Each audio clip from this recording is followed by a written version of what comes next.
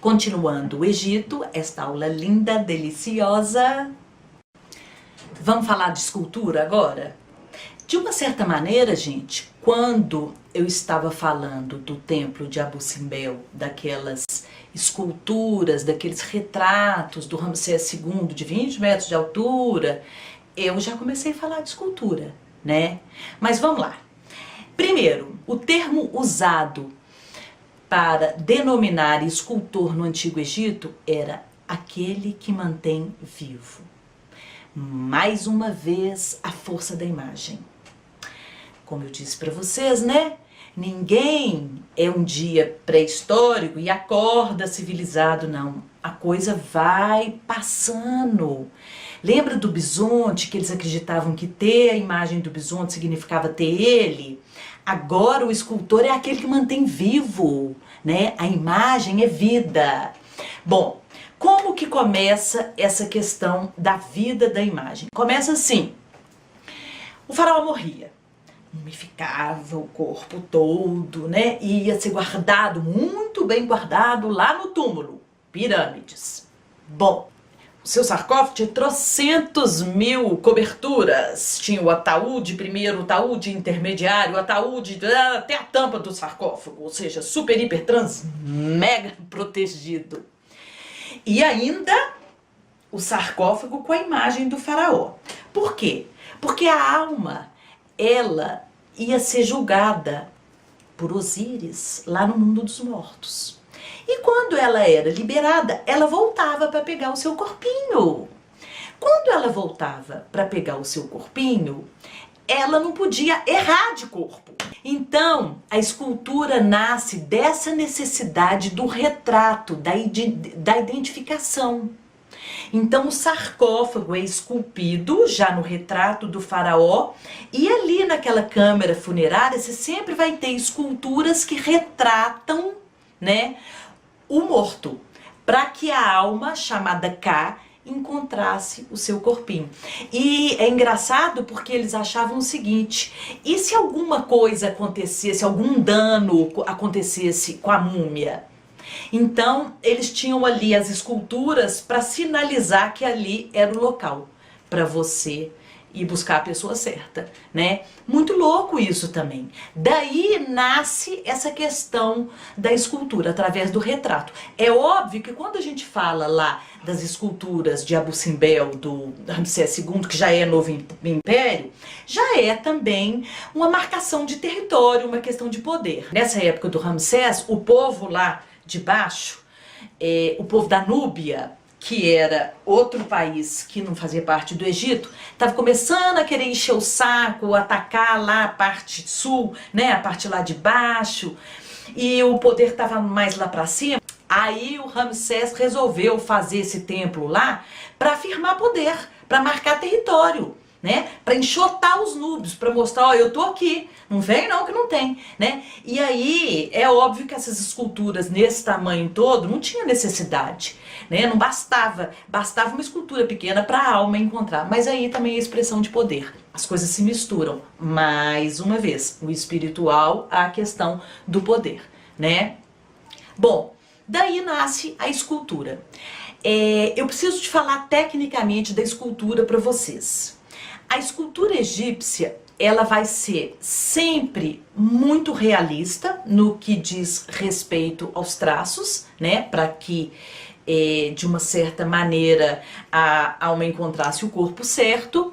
Mas ela vai ter algumas características tais como: ela vai ser sempre muito frontal, rígida, dura.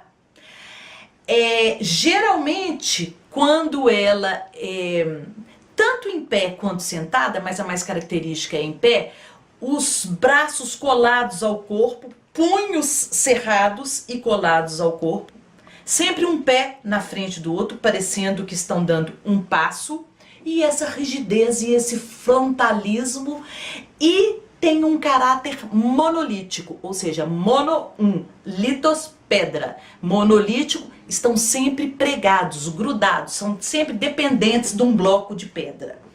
Aí a gente se pergunta, por que que eles têm essas características?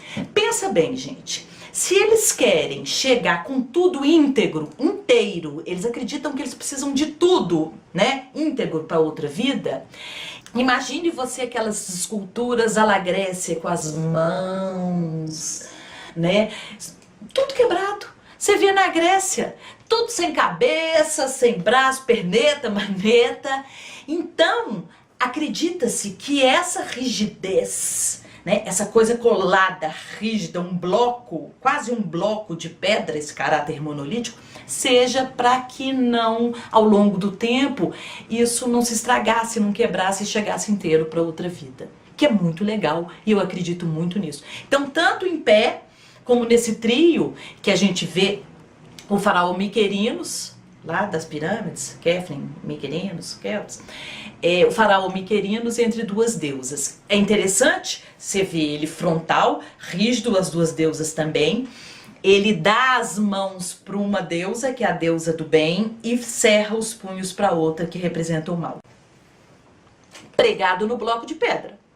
Gente, agora eu vou mostrar para vocês o príncipe Haotep e a princesa Nofrete. Esse já é um exemplo da escultura onde que eles estão sentados, rígidos, frontais, né, ligados a um bloco de pedra da mesma forma.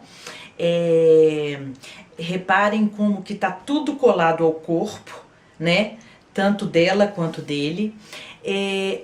Haviam convenções egípcias, a gente vê que essa questão das dinastias, de passar o poder de pai para filho, né, faz com que eles sejam muito tradicionais, com que eles tenham coisas que vão sendo passadas. Então surgem as convenções.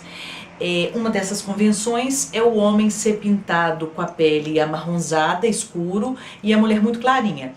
Embora, se a gente analisar bem a estrutura cultural, de trabalho, econômica, administrativa desse povo, o homem era o que saía para trabalhar. Mesmo sendo faraó, ele era engenheiro, ele era economista, ele fazia de tudo, político, né? E ficava para lá, para cá, a extensão muito grande para ele governar.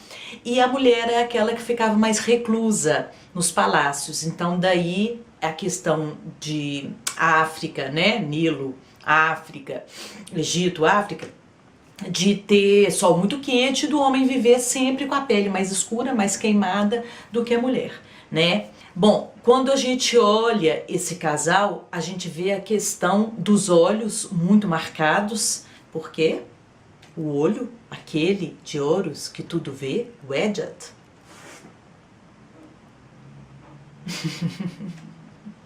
mais uma vez, né, aquele que tudo vê, e os olhos têm pedras incrustadas, cristais. Geralmente as esculturas tinham pedras incrustadas, só que pouquíssimas chegaram até o nosso tempo, porque o saqueamento, né, o povo rouba mesmo, tem jeito.